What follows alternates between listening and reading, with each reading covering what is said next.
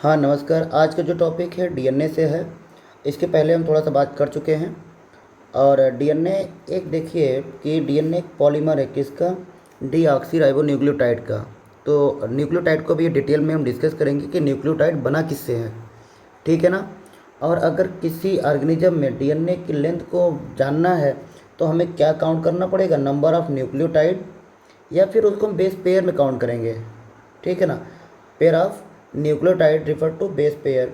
दो न्यूक्लियोटाइड आपस में जुड़ते हैं तो एक बेस पेयर बनता है, तो उसके आधार पे हम डीएनए की लंबाई को बता सकते हैं, ठीक है ना। This also is the characteristics of organism. तो डीएनए की जो लंबाई होती है हर एक ऑर्गेनिज्म में अलग अलग होती है। आप फॉर एग्जांपल के लिए देखिए कि 174 के पास कितने न्यूक्लियोटाइड होते हैं, 5386। बैक्टीरियोफेज लैम्डा के पास कितने होते हैं, 4848502। बेस पेयर होता है, ये ध्यान रखना है कि बेस पेयर होता है इसके पास, मतलब ये डबल स्ट्रैंडेड होता है। और जो 5174 है इसके पास बस न्यूक्लियोटाइड होता है, एक सिंगल चेन होती है। और जो दूसरा एग्जांपल है उसको देखें, तीसरा ई कोलाई। ई कोलाई के बाद कितने बेस पेयर होते हैं, 4.6 इंटू 10⁶ बेस पेयर। और यहाँ पे ध्यान दीजिए, haploid contain of human DNA. Human के सेल में जो हेप्लॉयड सेल है उसके पास डीएनए कितना होता है, इतना होता है, 3.3 इंटू 10⁹ बेस पेयर। तो डिप्लॉयड का कितना होगा, तो 2 से मल्टीप्लाई कर देंगे, कितना आ जाएगा, 6 इंटू 6.6 इंटू 10⁹ बेस पेयर। ये डिप्लॉयड ह्यूमन का है, ठीक है ना। हम इससे आपको समझाने की कोशिश करते हैं। देखें कि अभी चारों, ये बहुत ज़्यादा सवाल पूछा जाता है कि 5174 है, वायरस है, इसके पास कितने, इसके पास डीएनए कैसा होता है, सिंगल स्ट्रैंडेड। इसके पास बेस पेयर होता है, न्यूक्लियोटाइड होता है। इसके पास क्या होता है, न्यूक्लियोटाइड होता है, बेस पेयर में नहीं होते हैं, ये सिंगल स्ट्रैंडेड होते हैं, 5386। उसके बाद बैक्टीरियोफेज लैम्डा, बैक्टीरियोफेज के पास कितना होता है, ये डबल स्टैंडर्ड डीएनए है, इसके पास 4852, मतलब 48502। 2-3 बार बोलेंगे आपको निश्चित याद हो जाएगा। इसका ऐसा डीएनए है डबल स्टैंडर्ड। ये कोलाई के पास भी डबल स्टैंडर्ड डीएनए होते हैं। बेस पेयर से जान जाएंगे कि बेस पेयर मतलब इसके पास स्टैंड 2 है। इसके पास कितना है, 4 पॉइंट इतना है, 4.6 इंटू 10⁶। ह्यूमन डिप्लॉयड की बात कर ही ली है अभी हमने, ठीक है ना। अब एक सवाल इससे अगर पूछ लेगा कि डबल स्टैंडर्ड डीएनए प्रेजेंट किस में होता है, तो आप सीधा सीधा जवाब दे दीजिएगा, अभी आपने पढ़ा क्या, 5174। तो ये हो जाएगा इसका आंसर, ठीक है ना। अब अगर बात करें स्ट्रक्चर ऑफ न्यूक्लिक एसिड का, तो न्यूक्लिक एसिड क्या होते हैं, डीएनए या फिर आरएनए को न्यूक्लिक एसिड बोला जाता है। और इसके कैसे होते हैं, नेगेटिव चार्ज या पॉजिटिव चार्ज होते हैं।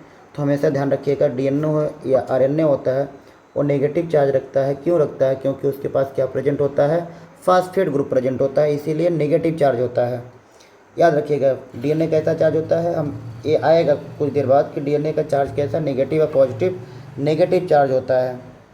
और डीएनए कैसा है, सिंगल स्ट्रैंडेड है, डबल स्ट्रैंडेड। तो देखिए मैंने जो भी पहले बताया सिंगल स्ट्रैंडेड है, और जो दूसरा इसके साथ है ये डबल स्ट्रैंड, मतलब दोनों साथ, दोनों स्ट्रैंड साथ में है, तो क्या कहलाएगा, 2 चेन होती है ना, इसीलिए डबल स्ट्रैंड होता है। अगर हम बात करें न्यूक्लियोटाइड की, ये जो सर्कल है, एक न्यूक्लियोटाइड हम ले रहे हैं।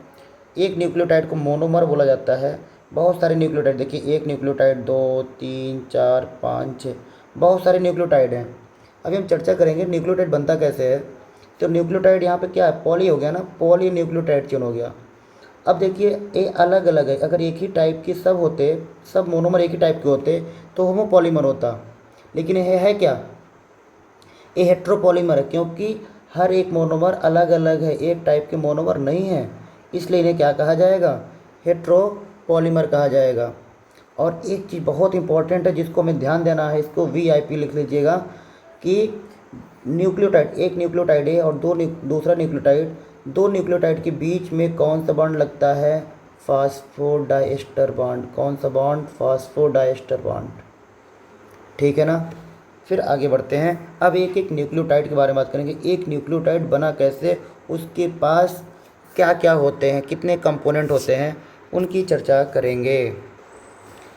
एक न्यूक्लियोटाइड 3 कंपोनेंट से बने होते हैं। कौन कौन? शुगर, नाइट्रोजनस बेस, फास्फेट, 3 लोग से बने होते हैं एक न्यूक्लियोटाइड। अगर शुगर की बात करें, शुगर 5 कार्बन का शुगर होता है और रिंग में होते हैं।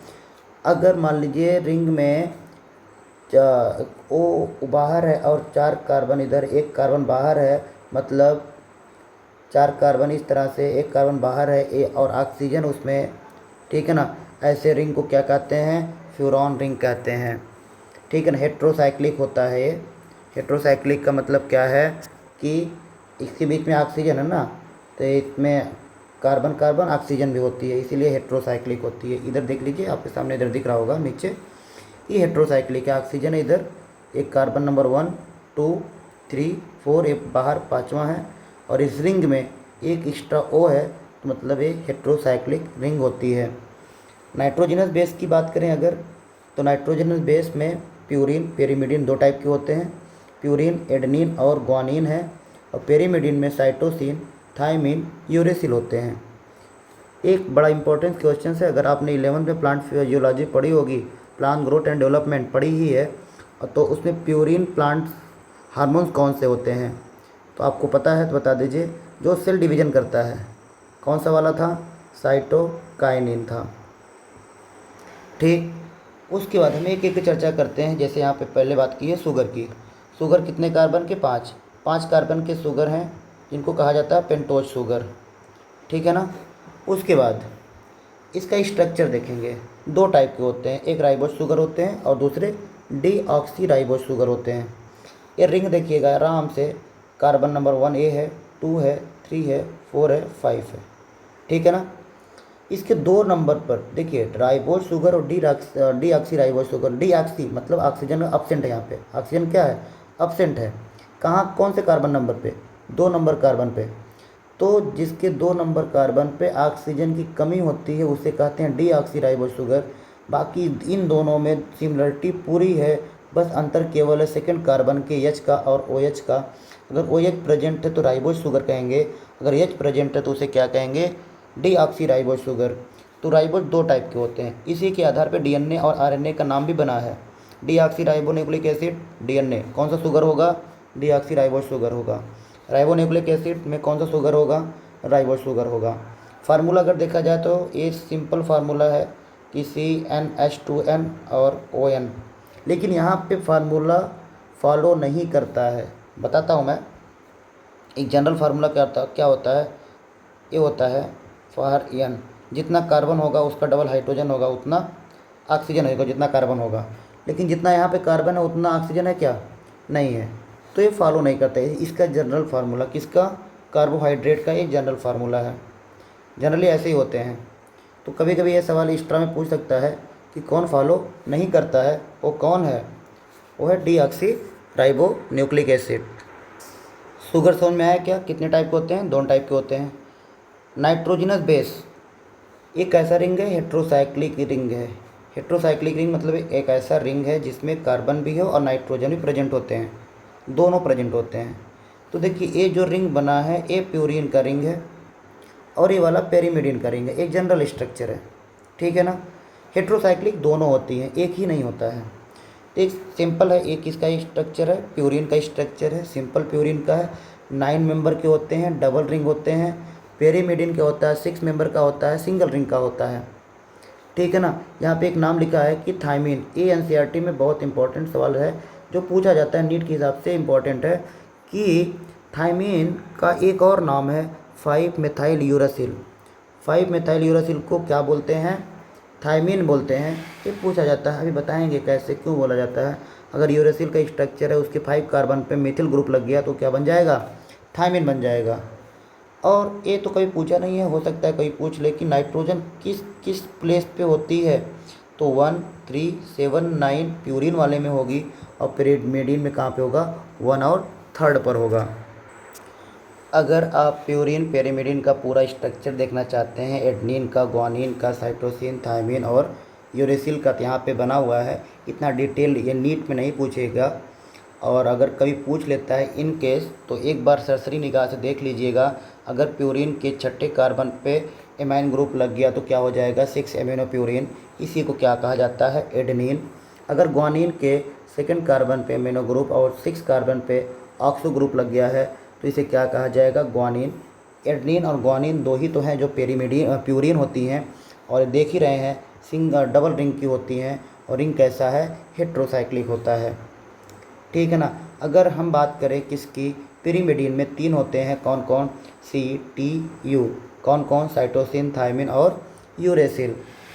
तो जनरल देखे थे कि ये लास्ट में फंक्शनल ग्रुप नहीं लगा था, अगर ऐसा देख लेते थे एक रिंग का था और इसके में 2 नाइट्रोजन होते थे, अगर इसके 2 कार्बन और 4 नंबर कार्बन पे ऑक्सो और इम्यूनो ग्रुप लगा हुआ है, 2 ऑक्सो, देखिए नोमेनक्लेचर अगर देखा जाए, 2 ऑक्सो 4 एमिनो पिरिमिडीन, इसे क्या कहा जाएगा, साइटोसिन। हाँ, चर्चा में इसी कर रहे थे, इनके पहले इनको कर लेते हैं। अगर यूरेसिल में क्या है, 2,4 ऑक्सो पिरिमिडीन, तो इसको क्या कहा जाता है, यूरेसिल। अगर देखिए सेम, देखिए यहाँ पे और इसके में दोनों में देखिए सेम है, यहाँ पे बस अंतर है 2 जगह। इसके 5वें कार्बन पे अगर मेथिल ग्रुप लग गया है तो 5 मेथाइल यूरेसिल को क्या कहा जाएगा, थायमिन। ये इंपॉर्टेंट सवाल है, इसको आप नोट डाउन कर लीजिएगा। इस स्ट्रक्चर को एक बार बना लीजिएगा पहुँच करके कि इसका स्ट्रक्चर क्या है आखिर में, किसका किसका, adenine, guanine, cytosine, thymine, uracil. क्या पता आपको काम दे, बेसिक बनाने में मदद करे। ठीक है ना। और आप इसको मत भूलिएगा, इसको ज़रूर ध्यान दीजिएगा आपने। और लास्ट में फास्फोरस होता है ग्रुप, तो 3 चीज़ था किसमें, न्यूक्लियोटाइड में। हमने क्या देखा, शुगर देखा 2 टाइप के, दोनों देख लिए, स्ट्रक्चर नाइट्रोजनस बेस के। तो मैं आज यहीं पे रोकूंगा और आप इस फिगर को 2-3 बार प्रैक्टिस करिए। प्यूरिन, पिरिमिडिन और शुगर, पेंटेज शुगर, कौन कौन सा, राइबोज और डीऑक्सीराइबोज। बहुत जल्दी इसके आगे का हम लेके आएंगे, न्यूक्लियोटाइड बनाएंगे और न्यूक्लियोटाइड को जोड़ेंगे, कौन सा बॉन्ड लगता है उसको बताएंगे। ठीक है ना। एडनोसिन मतलब न्यूक्लियोटाइड, और न्यूक्लियोसाइड की भी चर्चा करेंगे, और न्यूक्लियोटाइड में कौन से बॉन्ड बनते हैं उनकी चर्चा करेंगे। आज इतना ही रहने दीजिए, पार्ट 3 में फिर लाते हैं हम। आज के लिए थैंक यू। पसंद आया तो लाइक शेयर जरूर करिएगा।